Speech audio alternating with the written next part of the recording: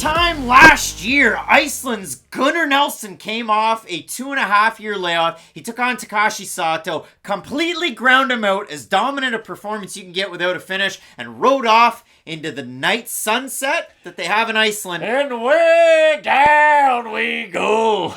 Yeah, Gunnar Nelson, loves the music. But when it does come to Nelson, it's been a really interesting run. You know him for the submissions. You know him for the karate stance. You know him for sometimes getting hit, giving one to take one. And what the hell does Bryan Barberena do if it's not giving one to take one? Barberena doesn't know a boring fight. He dropped Vicente Luque, got dropped at the end of that fight. He ends up getting finished. But I went down, I watched a lot of the fights. I looked at, how many bonuses do these guys have? Because Barberena, 5 fight of the nights. Lawler, Brown, Witt, Luque, and Laprise, Canada's own. And for Gunnar Nelson, the craziest part about it is incredibly low striking output numbers. It's the strike differential, 1.83 to 3.05.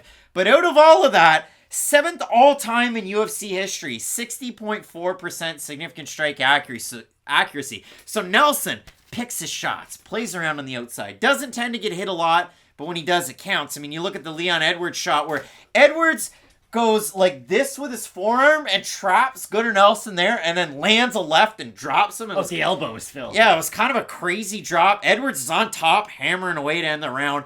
But for Nelson, he's been around the block. He was kind of that promised prospect. To me, I look at Gunnar Nelson like a Rory McDonald in my head of McDonald hit those high highs. He won the Bellator title and whatnot, but Nelson never really has. And I know he's only 34 years old. The clock's been ticking. Ponzinibbio's had late success off of layoffs, and so has Barberena. It was a split decision, though, against Leon Edwards. I think that's fair to say. I know we got reported a split decision. Edwards won every round of that fight, out-grappled Gunnar Nelson. He beat Gunnar Nelson in the areas Gunnar's supposed to excel at, and dominated him in the places we thought Leon Edwards were. That's always a weird fight, because people try to fondly remember that fight as, hey, Gunnar Nelson won a split decision against Leon Edwards. No, none of that. Edwards won the fight. Exactly, and he soundly won that fight, too, and looked really good in the performance. But you bring it up, Gunnar Nelson's one of these unique fighters to where there's not really an archetype of a Gunnar Nelson. There's not a lot of guys who are great karate strikers who focus on their boxing in karate, because Gunnar Nelson, Conor McGregor. But he doesn't have the jiu-jitsu of Gunnar Nelson. That's the thing. Gunnar Nelson is a world champion in jiu-jitsu. The problem is, Nelson has not poor synergy between his game. It's just karate and jiu-jitsu are pretty far apart on the MMA scale.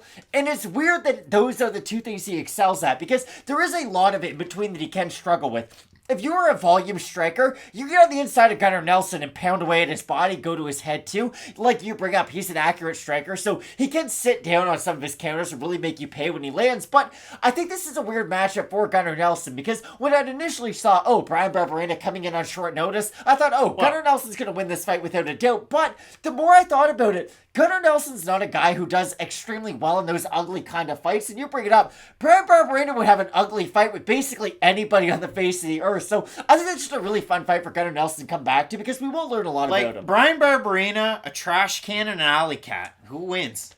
Bryan Barberena is tougher than Bryan Barberena is probably the most like you watching this video of anybody on the UFC card. So he moved permanently to North Carolina, so he didn't have to travel all the time to train at Jim O with. We talked about Jim O a lot. Exactly. Impa Kasanganai's trained out of there for a bit. Look at his faceplant knockout over with the PFL. Impa's back.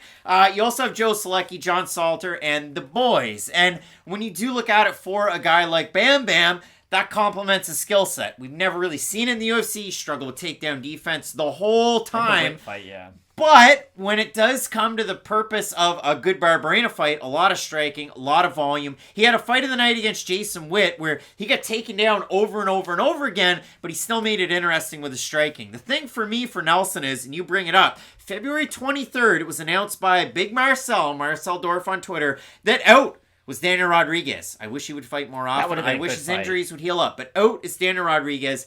In is Barberena. Nelson's been away for about a year. And I went through Barberena's record, and then I watched some of these fights. Now, Barberena's a southpaw. Daniel Rodriguez, southpaw. Gunnar Nelson's fought southpaws. He fought Takashi Sato, and he won. He fought Leon Edwards, and he lost. He fought Alan Jouban, submitted him.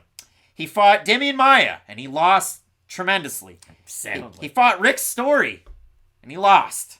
And then he fought, way back when, a guy who's fighting at UFC Kansas City, that old guy, That's Zach Cummins. He beat Zach Cummins by submission. So Gunnar Nelson's faced southpaws. He's 3-3 against them. We'll see how Barberena is able to do it because, again, you look at some of the losses that Gunnar Nelson has. Santiago Ponzinibbio, Leon Edwards, Gilbert Burns. The synergy and the striking in those fights from the opponents were what was able to get it done. So Nelson comes into the fight a pretty big favorite. I didn't know that before right now. Nelson's a giant favorite. Bryan Barberena is a pretty big underdog, and obviously that speaks to Nelson's preponderance to taking the fights to the mat, and he looked amazing his last time out against Takashi Sato. So we have a look at the fan vote. Surprise to us as it is to you. Obviously, Barberena's last fight against RDA didn't go his way. Tough matchup, though, for him. But that's a big step up. I'm going to say over-under 72.5% Nelson here. I think they'll be under. I think they're going to be under. 80% Gunnar Nelson. 867 total votes, 80% Nelson, 69% by submission. For the 20% that have Barberena, 51% by knockout.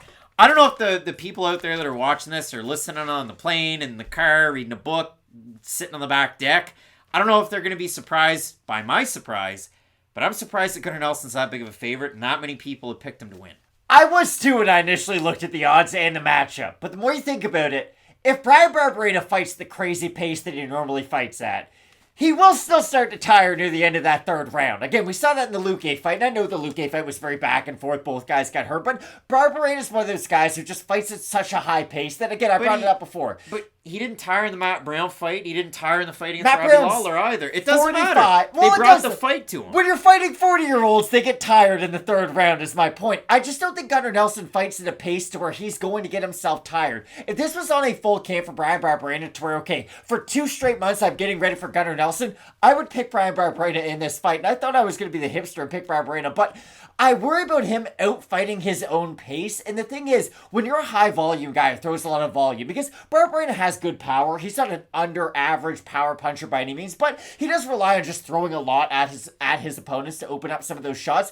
It leaves you open for the counter. And the thing about Gunnar Nelson is, if he is using his movement to the highest of abilities, he's going to evade a lot of those open shots from middle distance and really make you pay when you do close the distance. So ever so slightly I have Gunnar Nelson, but I couldn't disagree with the odds anymore. Gunnar Nelson training out of Mjolnir in Iceland. We don't necessarily see him at a SBG at this current juncture. And the folks at Mjolnir, they'll do a dance number and put it out on YouTube and make me question what the heck they're doing out of that gym. Now, it worked for Nelson his last time out, and I have Nelson in the matchup based on his grappling. But if Barberena goes out there and he does that pop, pop, pop, pop, pop, and then he throws his right hand, switches it up, pop, pop, right hand, left hand, working the body, working the head. Bryan Barberena is a very live, and slept-on fighter coming into this matchup. So, Matt, both of us going with the Icelandic man in Gunnar Nelson. I think this is going to be a great fight. Justin Gaethje's going to fight Rafael Fiziev. I can't wait for it. Keep it locked in with Fight Night Picks, we always say. Let's get into it.